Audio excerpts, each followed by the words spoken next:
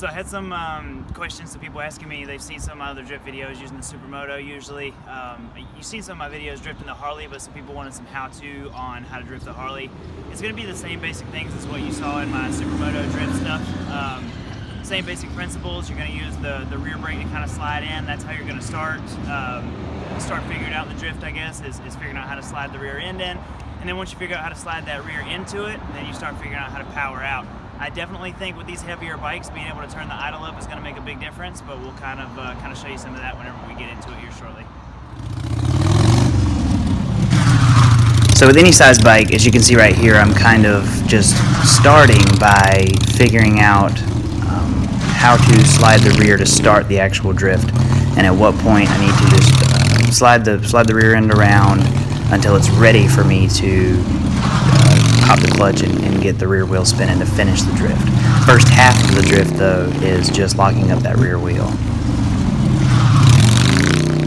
So once I start figuring out how much it's going to take to get that rear end to just slide around with the rear brake, I start popping the clutch a little bit, giving it a little bit of throttle, and seeing what it's going to take to get the rear wheel to spin out of the actual turn.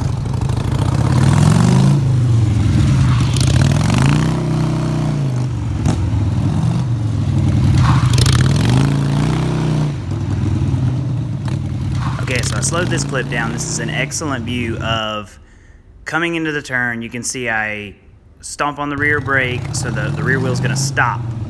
So it stopped, we're sliding, all rear wheel slide until we get to about right there halfway through, and then I'm popping the clutch, and then you can see the rear wheel spins up. It's obviously going a lot faster than that front wheel, keeping the drift going until I'm done with the 180 degree turn, and then give it a little bit less throttle to kind of pull out of the drift and get back going.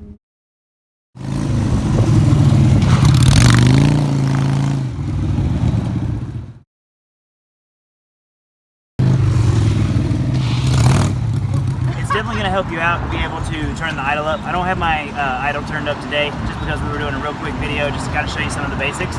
But being able to turn your idle up is going to be a big help with these things. Just like I was saying before, like I said, I don't have my idle turned up today. You can still drift without it, but if you do turn it up, it's going to take a lot of that bog out of the bottom end. You're going to be more likely to be able to continue the drift without it stopping and wanting to high side you like what just happened a few minutes ago.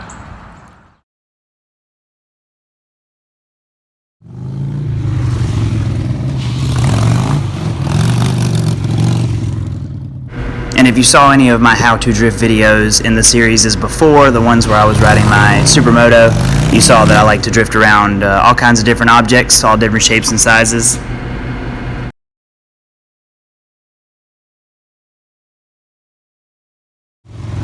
Lower speeds will tend to make your drifts tighter. Higher speeds will tend to bring your drifts out a little more.